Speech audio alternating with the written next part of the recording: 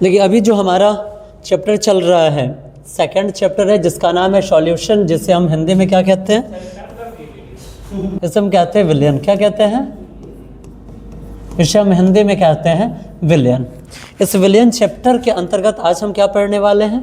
तो इसके अंतर्गत आज हम पढ़ने वाले ठोस का द्रव्य विलयन वाष्प दाब के सापेक्ष में। ठीक है, चलिए टॉपिक है ठोसों को द्रव में मिलाने पर क्या होगा। क्या होगा जब किसी ठोस को हम जब किसी द्रव में मिलाएं? तो यहाँ देखिए, जब किसी अवाष्पशील ठोस जैसे नमक या चीनी, अवाष्पशील ठोस का अर्थ क्या होता है? तो वैसा ठोस जो वाष्पित नहीं होता है। ठीक है, अब चीनी को या नमक को आप क्या करिए, बाहर धूप में रख दीजिए, तो उसमें से भाप निकलता है क्या? नहीं निकलेगा। इसलिए उसे हम कौन सा ठोस कहेंगे? उसे हम कहते हैं अवाष्पशील ठोस। कौन सा ठोस? अवाष्पशील ठोस। अवाष्पशील ठोस में कौन कौन सा ठोस आता है? नमक और चीनी दोनों आ सकता है। तो जब किसी अवाष्पशील ठोस जैसे नमक या चीनी को द्रव विलायक पानी में घोला जाता है तो तब क्या होगा? अच्छा, ये विलायक और विलेय क्या है? ये विलायक और विलेय क्या होता है? तो मान लीजिए कि आपके पास एक बर्तन है ना? आपके पास क्या है? एक बर्तन है और इसमें आपने क्या किया? जल ले लिया। जल ले लिया ना, और उसके बाद आपने इसमें क्या डाल दिया? आपने इसमें चीनी डाल दिया। क्या डाला बाबू? आपने इसमें चीनी डाला। तो दोनों के मिलने से यहाँ पर जो आपको मिला, जिसे हम लोग शरबत कहते हैं, क्या कहते हैं हो? शरबत कहते हैं। तो आपका हो गया विलयन। और जब आपने यहाँ पर शरबत बनाना प्रारंभ किया तो शरबत में ज़्यादा पानी होगा या ज़्यादा चीनी होगा? पानी होगा। तो यहाँ पर है जो पनिया आपने इसमें डाला, ये आपका हो जाता है विलायक। क्या हो जाता है? और ये जो चीनी है ये आपका हो जाता है विलेय।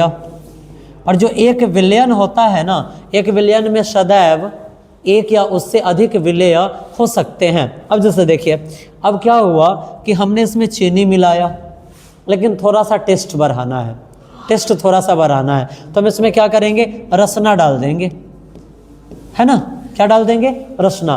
बचपना में बचवा सब क्या करता था पता है? दुकान में से 1 रुपया का पुड़िया लाया, शरबत बनाया, फाड़ के उसमें डाला और उसको घोट कर पी गया। थोड़ा सा ऑरेंज जैसा टेस्ट उसका आता था ना। तो ये सारी चीज़ें क्या हो जाती हैं? विलेय हो जाती है। अब आप कहेंगे कि सर ये भी बता ही दीजिए लगे हाथ कि जब विलायक और विलेय को डिफाइन करना होगा तो कैसे करेंगे? तो यहाँ ध्यान दीजिए, किसी भी विलयन में जिस पदार्थ में कोई चीज़ मिलाया जाता है उसे हम कहते हैं विलायक। और किसी भी विलयन में विलायक में जिस चीज़ को मिलाया गया उसे हम क्या कहेंगे? विलेय कहेंगे। ठीक है, जैसे हमारे यहाँ जो बिहार है ना, ये भोजों के लिए फेमस है ना, भोज के लिए फेमस है। अक्सर बच्चों से पूछा जाता है कि बताओ किस चीज़ का भोज था, चूड़ा दही या दही चूड़ा? अब आप सोचेंगे कि बात तो सेम ही है, बात तो सेम ही है, चूड़ा दही बोले या दही चूड़ा बोले सेम ही हो। लेकिन इसके बारे में एगो जो समाज है, जो सबसे ज़्यादा भूखड़ समाज जिसे बोला जाता है, और सौभाग्य से मैं भी उसी जाति से आता हूँ, और कहीं किसी किसी कंडीशन में ये भी फील हो जाता है कि दुर्भाग्यवश मैं ब्राह्मण हूँ, है ना। अब क्या है ना कि ब्राह्मण समुदाय इस बात को जानते हैं कि चूड़ा दही और दही चूड़ा के भोज में क्या अंतर है। तो आप भोज खाने गए और भोज में आपको फैली से दही मिल गया, आपने थोड़ा सा चूड़ा खाया तो भोज हो गया दही चूड़ा का, यानी कि प्रधानता दही की थी। लेकिन आप भोज खाने गए और ज़्यादा चूड़ा मिल गया और दही कमी है, और किसी तरह आपको एडजस्ट करके खाना पड़ा है ना, तो वो भोज हो गया चूड़ा दही का। यही दही चूड़ा और चूड़ा दही के बीच का लॉजिक है। ठीक है, तो अब देखिए, जो ज़्यादा होगा उसको हम क्या कहेंगे? उसे हम कहेंगे विलायक, और जो कम होगा उसे हम कहेंगे विलेय। ठीक है, ध्यान रहेगा। अब चलिए यहाँ देखिए, कह रहा है कि जब किसी वाष्पशील ठोस जैसे नमक या चीनी को द्रव विलायक, और हमेशा जो विलायक होगा अधिकांश टाइम देखेंगे वो किस रूप में रहेगा? द्रव रूप में रहेगा, तब तो ही उसमें जाकर कोई चीज़ मिल पाएगा। द्रव विलायक जैसे पानी में घोला जाता है, किसे घोला गया? तो ये जो आप देख रहे हैं, तो इसे आप क्या कह सकते हैं? वाष्पशील ठोस भी कह सकते हैं, और इसे आप विलेय भी कह सकते हैं। क्या कह सकते हैं बाबू? इसे आप वाष्पशील ठोस भी कह सकते हैं, या फिर आप इसे विलेय भी कह सकते हैं। इसे मिलाया जाएगा तो क्या होगा? क्या ठोस के कण वाष्पित होंगे? तो नहीं, ठोस के कण वाष्पित नहीं होते हैं। जब उसे हम जल में मिला भी दे तो वहाँ पर जो वाष्पन की क्रिया होगी सिर्फ और सिर्फ द्रव में होगी, ठोस जो है उसमें वाष्पन की क्रिया नहीं होती है। इतना ध्यान रखना है। वे विलायक की सतह पर आ जाते हैं, और क्या होता है? जो विलायक है, जिस विलायक में हम किसी विलेय को मिलाते हैं, तो ये विलेय कहाँ चला जाता है? तो ये जो विलेय है इस विलायक के सतह पर पहुँच जाता है। ठीक है, क्या होता है ना कि आप लोग गौर कीजिएगा। देखिए, मेरा जो भी एग्जाम्पल रहता है ना, वो फुल प्लान के साथ वो एग्जाम्पल दिया जाता है। कैसे प्लान के साथ? कि आप घर जाकर वो एक्सपेरिमेंट करो और घर पे जाकर आप क्या हो जाओ? पिटा जाओ। अब क्या है ना, आप घर जाइएगा और अगर आपको देखना होगा तो आप इस एक्सपेरिमेंट को कर सकते हैं। एक जग ले लीजिएगा, उसमें जल डालिएगा और उसमें फिर आप चीनी डालिएगा और उसको मिला दीजिएगा, और उसको आप आराम से कुछ देर उसका आप निरीक्षण कीजिएगा। आपको लगेगा कि चीनी का कुछ जो कण है ना, इधर उधर तैर रहा है, पौर रहा है ना। और कुछ क्षण बाद आपको लगेगा कि जो कुछ चीज़ें हैं उसके तलछट पर जाकर बैठ गया, ऐसा आपको फील हो जाता है ना। तो वे क्या करते हैं? ये जो अवाष्पशील ठोस होते हैं, जिसे हम विलेय भी कहेंगे, ये कहाँ पर जाकर बैठ जाते हैं? तो ये विलायक की सतह पर आ जाते हैं। कहाँ आ जाते हैं बाबू? विलायक की सतह पर ये आ जाते हैं। ठीक है, आगे बढ़ते हैं। इससे विलायक के कणों के वाष्प बनने की संभावना कम हो जाती है, और साथ ही साथ क्या होती है?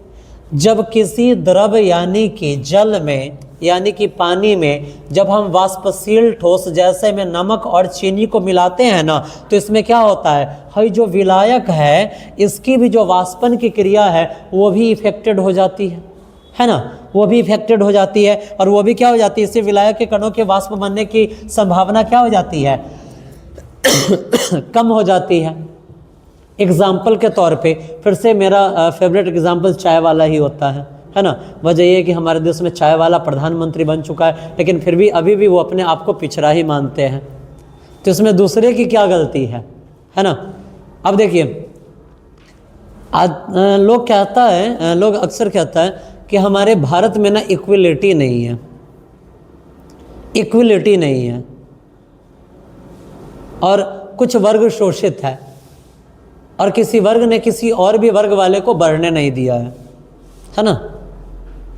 जब भारत आज़ाद हुई थी, और अभी हमारे यहाँ जम के एक नारा लग रहा है, ब्राह्मणों के खिलाफ हमेशा नारा लगते रहता है ना। लेकिन शायद नारा लगाने वालों को ये पता नहीं है कि पतंग के डोर को आप जितना खींचेंगे ना, वो सड़क से और उतना ऊंचाई तय करता है ना। और ये सभी लोग ये कहते हैं कि मतलब जितने कॉलेज है, सभी कॉलेज में प्रोफेसर सिर्फ सवर्ण से क्यों आता है और लोग क्यों नहीं आता है। अभी भी नेट का एग्ज़ाम हुआ था, उसका रिजल्ट अभी प्रकाशित हुआ है, जाकर आप उसमें देखिए। असिस्टेंट प्रोफेसर के लिए जो चयन हुआ है उसमें आपको अधिकांश सवर्ण ही मिलेंगे। कितना percentile, 98 percentile, 99 percentile, 85 percentile number लेकर बैठे हुए हैं। और सारा जितना वहाँ पर चयन हुआ है किसका हुआ है पता है?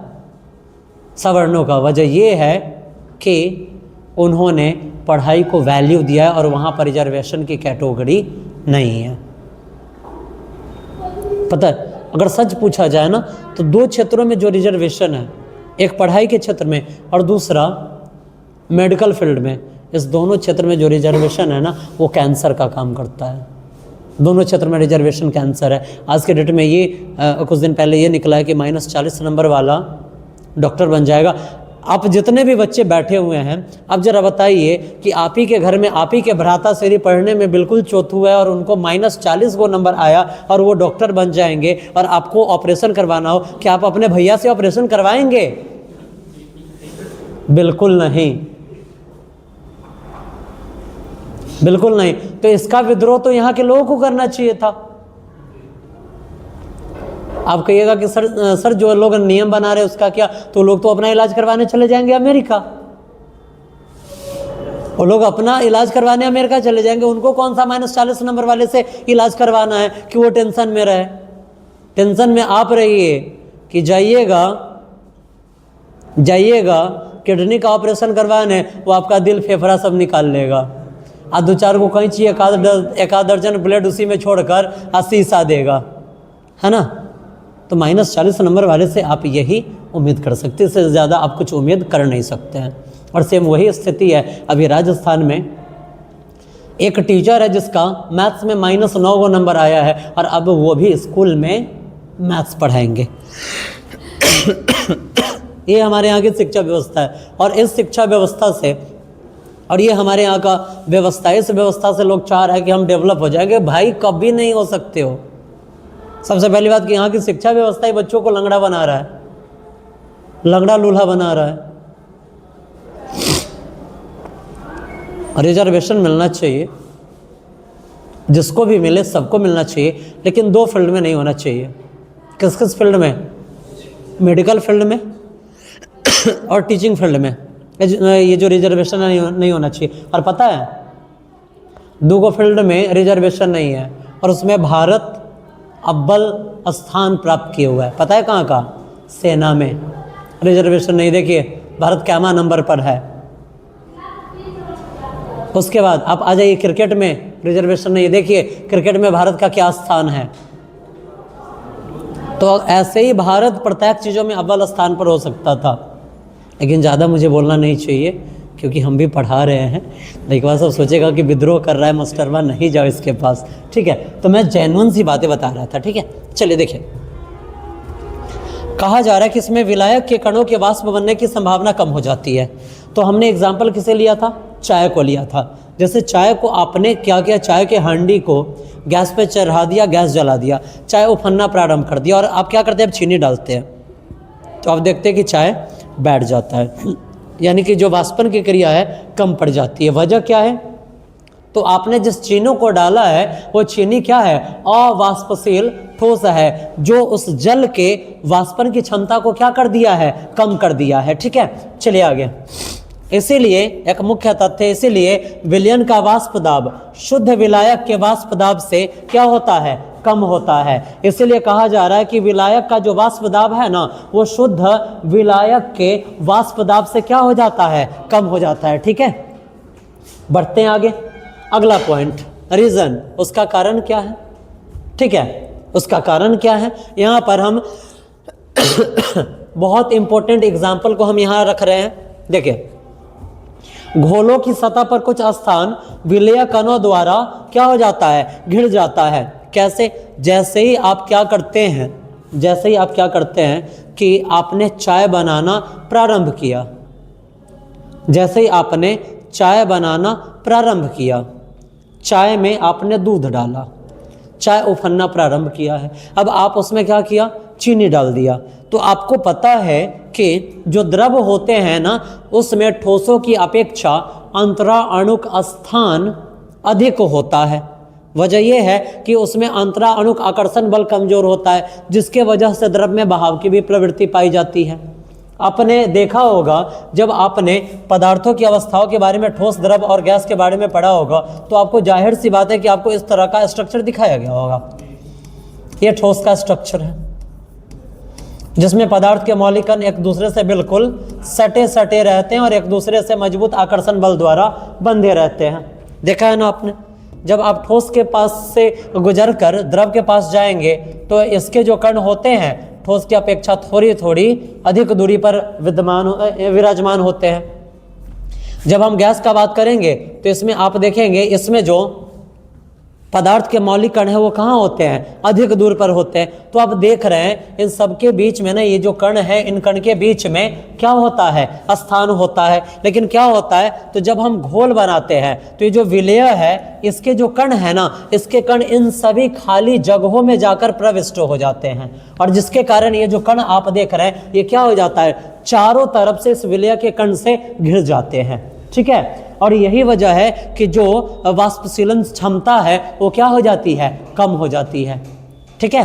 अगला, इस कारण कम विलायक अणुवाष्प में बदल पाते हैं, और यही वजह है कि अब देखिए, सीधी सी बात है, आप लोग खेल रहे हैं कबड्डी, कबड्डी खेल रहे हैं, आप दूसरे दल में जाइएगा, पढ़ रहे कबड्डी कबड्डी कबड्डी कबड्डी पढ़ रहे हैं ना, पढ़ते पढ़ते गए तो आप तो अकेले न जाइएगा, दूसर का दल का आदमी चारों बगल से आपको घेर कर आपका कोई टंगड़ी पकड़ रहा है, कोई लंगड़ी पकड़ रहा है, कोई हाथ पकड़ के घिसिया दिया, तब आपको ऊपर आपको आगे जाने देगा नहीं ना। सेम वही क्रिया इसमें भी हो जाती है। हई कर्ण है, इसके अगल बगल में जो विलय उसके कर्ण इसको क्या कर लिया, पकड़ लिया, अब इसको ऊपर जाने ही नहीं दे रहा है। ऊपर जाएगा तब तो यहाँ पर वाष्पन की क्रिया होगी, इसको ऊपर जाने ही नहीं दे रहा है, तो वाष्पन की क्रिया कहाँ से होगी? वही चीज यहाँ पर बताया जा रहा है कि इस कारण कम विलायक अणु वाष्प में बदल पाते। क्यों? क्योंकि अधिकांश कण को जो विलय के कण है वो उसको पकड़ कर रखते हैं, भागने ही नहीं देते हैं। छोड़ेगा तब तो भागेगा ना भाई। और वही होता है कि आप बड़ियार है और पकड़ने वाला दुइये आदमी था और आप तो पूरी रफ्तार में है, उसको छूकर भागा। तो कुछ कण ऐसे ही जब विलय के कणों से छूट जाते तो वहां पर वाष्पन की क्रिया हो जाती है। लेकिन बहुत सारे ऐसे अणु हैं जो विलय के कणों द्वारा घिर जाते हैं और वो वाष्प में नहीं बदल पाते हैं। ठीक है, बढ़ते हैं आगे। अतः घोल का वाष्प दाब क्या हो जाता है? कम हो जाता है। और घोल का क्या हो जाता है? जो वेपर प्रेशर है, जो वाष्प दाब है, जो वेपर प्रेशर है, वो क्या हो जाता है? कम हो जाता है। ठीक है, आप देखते हैं ना, सीधी सी जो मैं एग्जांपल दे रहा हूं उसको आप ध्यान रखिए ना। आप चाय को देख लीजिए, जैसे ही आपने चीनी को डाला, चीनी क्या है? अवाष्पशील द्रव है। जैसे ही बर्तन में गया, वाष्पन की जो क्रिया है वो कम पड़ जाती है। आप देखते हैं कि चायवा नीचे चला जाता है, यानी कि अब वाष्पन की जो क्रिया है वो कम हो चुकी है। ठीक है, बढ़ते हैं आगे। जब हम आगे बढ़ेंगे तो देखिए, आपने जो टॉपिक पढ़ा है उसी के अकॉर्डिंग एक दो ऑब्जेक्टिव भी आपको यहाँ पर बनाने को दिया गया है। ठीक है, जो आपके एग्जाम में पूछे जा चुके हैं, 12th के एग्जाम में इसको पूछा जा चुका है। राउल्ट के नियम के अनुसार किसी विलयन में किसी अवयव का आंशिक वाष्प दाब सीधे समानुपाती होता है। किसके समानुपाती होता है? तो ये मोल अंश के समानुपाती होता है। इस क्वेश्चन को कब पूछा गया था बाबू? बिहार बोर्ड का जो एग्जाम होता है BSEB, Bihar secondary examination board Patna, इसमें 2018 ईस्वी में इस क्वेश्चन को पूछा गया था। किस क्वेश्चन को? राउल्ट के नियम के अनुसार किसी विलयन में किसी अवयव का आंशिक वाष्प दाब सीधे अनुपाती होता है। किसके अनुपाती होता है? तो मोल अंश के अनुपाती होता है। ठीक है, हुआ है ना, हुआ है, अपने ही थे बैकडे में। सेकेंड क्वेश्चन, तरल विलयन जिसे हम क्या कहते हैं? लिक्विड सॉल्यूशन कहते हैं, में विलायक आप देखेंगे, विलायक जैसे अभी कुछ देर पहले मैं बताया हूं कि एक बर्तन है जिसमें हमने जल और चीनी को डाला है ना। इसमें हमने क्या किया? इसमें हमने चीनी को डाला और इसमें यहाँ पे ये क्या है? जल भी है, और जब दोनों मिल गया तो इसे हम क्या कहते हैं? विलयन कहते हैं। क्या कहते हैं बाबू? विलयन कहते हैं। और ये जो जल आप देख रहे हैं ये आपका क्या है? ये आपका हो जाता है विलायक। क्या होता है बाबू? ये आपका हो जाता है विलायक, है ना। वही कह रहा है कि तरल विलयन में विलायक होता है। क्या होता है? ठोस होता है, तरल होता है, गैस होता है, या कोई भी पदार्थ हो सकता है। क्या हो सकता है? जब तरल विलयन में आप विलायक की बात करेंगे, जब भी अगर लिक्विड सॉल्यूशन लिया जाएगा तो उसमें आप देखेंगे जो विलायक होता है वो आपको किस रूप में देखने को मिल जाएगा? गैस के रूप में देखने को मिल जाएगा। ठीक है, वो आपको किस रूप में देखने को मिल जाएगा? तो गैस के रूप में देखने को मिल जाएगा। अगर तीसरा क्वेश्चन की बात करें तो निम्नलिखित में से गैसीय विलयन का उदाहरण कौन सा है? इसमें कौन सा गैसीय विलयन का उदाहरण है? अब क्या है गैसीय विलयन होता क्या है? तो जैसे देखिए, गैसीय विलयन में हमने पढ़ा था कि द्रव में गैस के कुछ अंश मिश्रित होती है। जैसे अगर ऑक्सीजन की बात की जाए तो आप देखेंगे ऑक्सीजन क्या होता है? पानी में मिल जाता है ना। ऑक्सीजन क्या होता है? पानी में मिल जाता है, तो वहाँ पर वो क्या हो जाता है? द्रव गैस का विलयन हो गया। अब यहाँ पर सिर्फ आपसे किस विलयन के बारे में बात कर रहा है? गैसीय विलयन के बारे में बात कर रहा है। तो यहाँ देखिए, पानी में नमक, पानी भी आपका द्रव है और नमक आपका ठोस है, तो ये कौन सा विलयन हो गया? ठोस और द्रव का विलयन हो गया। पानी में चीनी, पानी भी द्रव है और ये ठोस है, ठोस द्रव का ये विलयन हो गया। लेकिन वायु किसका एग्जाम्पल है? वायु गैस का एग्जाम्पल है, तो आपसे गैसीय विलयन ही तो पूछ रहा है, तो कौन सा एग्जाम्पल सही हो जाएगा? C number. अब आप कहिएगा कि सर जी है डी नंबर क्या है? तो पानी आप देख रहे हैं द्रव और CO2, ये कौन सा गैस है? कार्बन डाइऑक्साइड गैस है। तो यहाँ पर ये द्रव और गैस का विलयन हो गया, पर आपसे सिर्फ गैसीय विलयन के बारे में बात कर रहा था, इसलिए आपका एग्जाम कौन सा यहाँ पे ऑप्शन सही हो जाएगा? तो वायु आपका ऑप्शन बिल्कुल राइट हो जाएगा। ठीक है, बढ़ते हैं आगे। जब आगे बढ़ेंगे तो अब हमें पढ़ना है विलयन के प्रकार। ठीक है, अब हमें पढ़ना है विलयन का प्रकार, कि विलयन के कितने प्रकार होते हैं। तो साधारणतः आप देखेंगे जो विलयन होते हैं, विलयन के दो प्रकार होते हैं, आइडियल सॉल्यूशन और नॉन आइडियल सॉल्यूशन, यानी कि आदर्श विलयन और अनादर्श विलयन। ठीक है, आदर्श विलयन से ठीक उल्टा अनादर्श विलयन हो जाता है। ठीक है, यानी कि वैसा विलयन जो आदर्श नहीं है वो क्या हो जाएगा?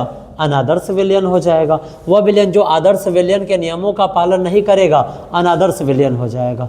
ठीक है, तो हनी हैजे देख के केहू के नाम याद करी बारे का भाई, ऐसा नहीं है। ठीक है, चलिए स्टार्ट करते हैं।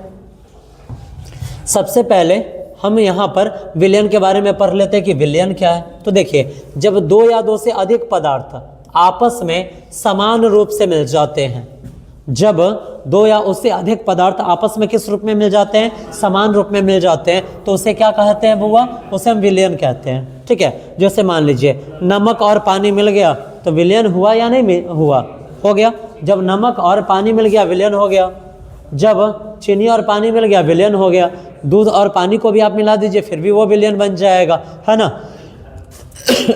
अब आपसे पूछा जाएगा कि ये बाबू बताओ विलयन के कितने प्रकार होते हैं? तो विलयन के दो प्रकार होते हैं। कितने प्रकार होते हैं? दो प्रकार होते हैं। कौन कौन से विलयन? आदर्श विलयन और अनादर्श विलयन होते हैं। ठीक है, विलयन के कितने प्रकार होते हैं? दो प्रकार, आदर्श विलयन और अनादर्श विलयन होते हैं। ये आदर्श विलयन है क्या? अब जानते हैं आदर्श विलयन के बारे में। अब हम जानते हैं पहले आदर्श विलयन के बारे में। अब देखिए आदर्श विलयन है क्या?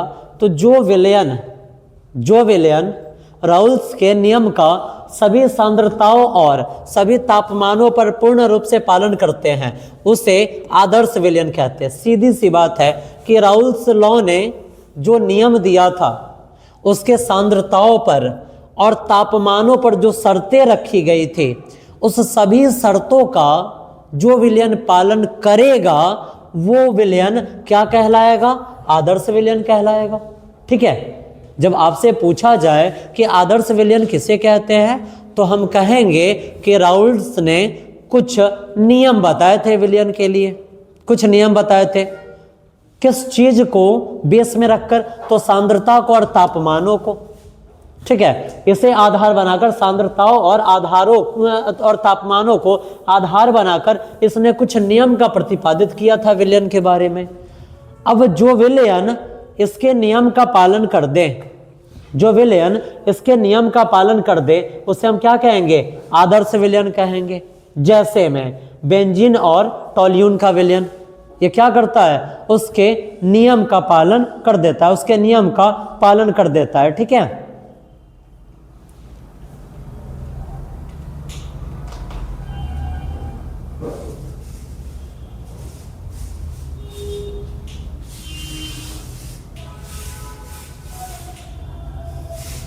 आगे बढ़ते हैं। जब आपसे पूछा जाए कि आदर्श विलयन के एक दो एग्जाम्पल दे दीजिए, तो आप कह सकते हैं कि उसका एग्जाम्पल क्या हो सकता है? जब बेंजीन में हम टोल्यून मिलाएंगे और वहां पर जो विलयन बनेगा वो कैसा विलयन हो जाएगा बाबू? आदर्श विलयन हो जाएगा। एन हेक्सेन और एन हेप्टेन का जो विलयन बनता है, ये भी किसके नियम का पालन करता है? राउल्स के नियम का पालन करता है, जिसके कारण इसे हम कौन सा विलयन कहेंगे बाबू? इसे हम आदर्श विलयन कहेंगे। ठीक है, अब क्या होता है ना, कभी कभी आप एग्जाम में जाएंगे तो आपसे ये भी पूछा जाएगा कि जो आदर्श विलयन है उसके गुण क्या है? आदर्श विलयन के गुण भी आपको बताना है। तो सबसे जरूरी चीज हमने आदर्श विलयन में ये पढ़ा है कि वो विलयन आदर्श होते हैं जो राउल्स के नियमों का पालन करते हैं। और राउल्स के किस नियमों का पालन करते हैं? तो राउल्स ने सांद्रता और तापमान को आधार मानकर विलयन के बारे में जो नियम दिया था उस नियमों का पालन करते हैं। उसी को हम क्या कहते हैं? आदर्श विलयन कहते हैं। तो अब आदर्श विलयन की मुख्य विशेषताएं क्या है? तो आदर्श विलयन की मुख्य विशेषता यही है कि ये राउल्स के नियम का पूर्ण पालन करता है। अगर पालन नहीं करता तो ये आदर्श विलयन नहीं कहलाता। क्या कहलाता? अनादर्श विलयन कहलाता है ना। मिश्रण के समय अब क्या होगा? जब आप मिश्रण बना रहे हैं, कौन सा मिश्रण? आदर्श विलयन आप बना रहे हो तो उस समय क्या होगा? ऊष्मा परिवर्तित शून्य होता है। यहां पर टेम्परेचर में कुछ भी परिवर्तन नहीं आता है। यहां पर ऊष्मा परिवर्तन कुछ भी नहीं होगा। जब आप विलयन बनाएंगे ना, जब आप यहां पर मिश्रण बनाएंगे तो वहां पर क्या होगा? ऊष्मा में किसी भी प्रकार का कोई भी परिवर्तन नहीं आएगा। आयतन परिवर्तन शून्य होता है, यानी कि आयतन में भी कुछ भी परिवर्तन नहीं आने वाला है। आदर्श विलयन में क्या होता है? ना तो ऊष्मा में परिवर्तन आता है और ना ही उसके आयतन में परिवर्तन आता है। अब देखिए, विलयन में उपस्थित अणुओं के बीच, विलयन में उपस्थित अणुओं के बीच क्या है? यहाँ पर ए दिया गया है, बी दिया गया है और ए बी दिया गया है कि आकर्षण बल लगभग क्या होते हैं? समान होते हैं। सपोज दैट यहाँ पर कोई पदार्थ है और यहाँ पर कोई पदार्थ है, इस दोनों को मिलाया गया, दोनों एक जैसा पदार्थ है। या कोई दूगो अलग अलग पदार्थ है, उसको मिलाया गया, या दूगो अलग तरीका का भी पदार्थ मिला दिया गया, फिर भी उसके बीच का जो आकर्षण बल है वो क्या रहता है? हमेशा एक जैसा ही रहता है। ठीक है, जैसे कि अभी आपने यहाँ पर एग्जाम्पल लिया है, क्या लिया है? बेंजीन और टॉल्यून लिया है। क्या लिया है बाबू? बेंजीन और टॉल्यून लिया है। तो बेंजीन है और उसी में बेंजीन को मिलाए तो जैसा आकर्षण बल था, टॉल्यून में टॉल्यून को मिलाए जैसा आकर्षण बल था, सेम वैसा ही आकर्षण बल जब आप बेंजीन में टॉल्यून को मिलाएंगे फिर भी आपको देखने को मिलेगा। ठीक है, समझने में कहीं कुछ दिक्कत है क्या? नहीं ना। बढ़ते आगे। चौथा पॉइंट, किसी भी घटक के मिलाने पर ना तो संकुचन होता है और ना ही विस्तार। अब क्या होता है, जब आप इसका विलयन बनाते हैं ना तो आपको कहीं पर भी ना तो आपको संकुचन देखने को मिलेगा और ना ही विस्तार, यानी कि ना ही फैलाव आपको देखने को मिलेगा। समझने में कुछ दिक्कत है किसी को? नहीं ना। बढ़ते हैं आगे। जब हम आगे बढ़ेंगे तो यहां पर देखिए, अगर आपने आदर्श विलयन को समझ लिया है, जब आपने आदर्श विलयन को बढ़िया से समझ लिया है तो अब अनादर्श विलयन को समझने में आपको 1 मिनट से भी कम का समय लगने वाला है। वो कैसे? तो अनादर्श विलयन क्या है बाबू? तो अनादर्श विलयन वो है जो राउल्स के नियम का पालन नहीं करता है, आदर्श करता है और अनादर्श नहीं करता है, तथा जिसमें मिश्रण के समय ऊष्मा और आयतनों में परिवर्तन होता है। हमने देखा है कि आदर्श विलयन में ना तो ऊष्मा में कुछ परिवर्तन आता है और ना ही उसके आयतन में कुछ परिवर्तन आता है।